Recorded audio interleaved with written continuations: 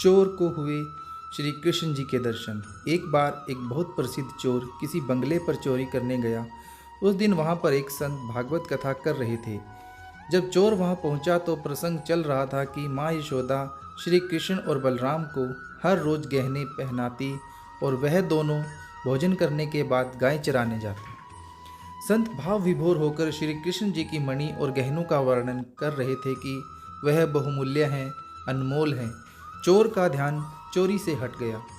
वह सोचने लगा कि इस संत से उन दोनों भाइयों का पता पूछ लेता हूँ कि दोनों भाई कौन से स्थान पर गाय चराने जाते हैं। मैं उनके गहने छीन लूँगा और माला माल हो जाऊँगा। श्री कृष्ण की लीला देखिए। उस चोर ने पहले कभी भी भक्ति भाव के प्रसंग सुने ही नहीं थे, क्योंकि उसकी संगति ही चोर उचक्कों की थी। वह तो बस चोरी, छीना झपटी और मार काट ही जानता था। अब वह संत की प्रतीक्षा करने लगा कि कब वह इस सुनसान रास्ते से गुजरे और मैं दोनों बच्चों का पता पूछ सकूं। संत को आते देख चोर ने उन्हें चाकू दिखाया और कहने लगा कि उन दोनों बच्चों का पता बता जिनके बारे में तुम बंगले में बता रहे थे कि उनके गहनों का मूल्य तो अनमोल है। संत ने समझाना चाहा कि भाई, मैं तो भागवत कथा का प्रसंग सुना रहा था। लेकिन संत को लगा कि यह ज्ञान की बातें इस मूढ़ को समझ नहीं आएंगी, क्योंकि उसके दिमाग में गहनों का ही ख्याल घूम रहा था। ऊपर से संत को चाकू का भी डर सता रहा था।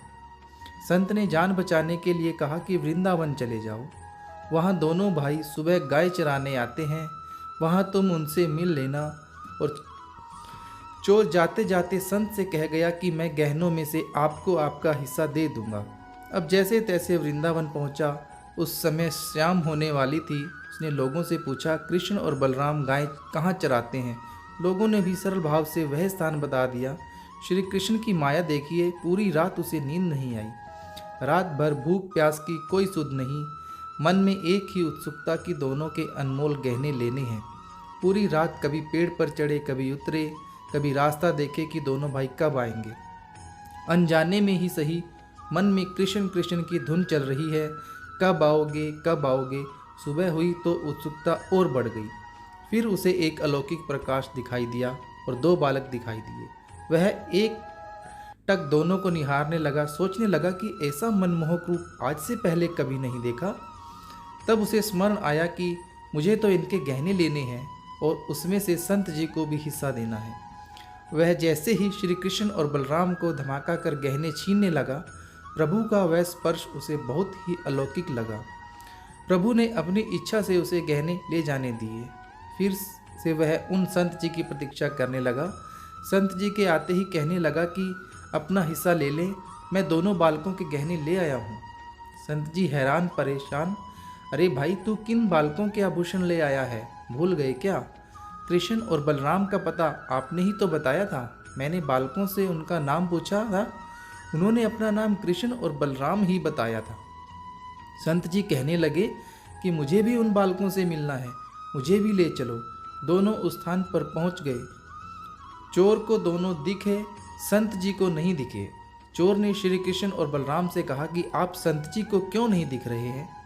आपको उन्हें भी दिखना पड़ेगा, नहीं तो वो मुझे झूठा कहेंगे। भक्त की जिद के कारण प्रभु ने संत जी को भी दर्शन दिए। संत जी कहने लगे कि प्रभु, मैं तो कई सालों से भागवत कथा कर रहा हूँ, लेकिन आपने मुझे कभी दर्शन नहीं दिए, जबकि चोर तो आपके नाम की महिमा और रूप के बारे में कुछ जानता भी नहीं, फिर उसे दर्शन क्यों दिए?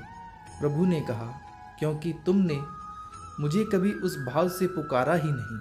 प्रभु कहने लगे कि अनजाने में ही सही उस संत के कहे हुए वचनों पर दृढ़ विश्वास था। चाहे वो मेरे बारे में कुछ नहीं जानता था, लेकिन ईश्वर को पाने के लिए जो व्याकुलता होनी चाहिए उस समय उसमें वही थी।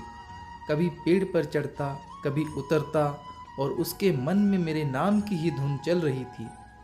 इसलिए मैं उस पर रिझ गया और उसके समीप आ गया। संत की संगति का यही तो परिणाम होता है। अब चोर भी संत की संगति में श्री कृष्ण का परम भक्त बन गया, क्योंकि अब वह श्री कृष्ण की कृपा प्राप्त कर चुका था। श्री बांके बिहारी लाल की जय, राधा रानी सरकार की जय।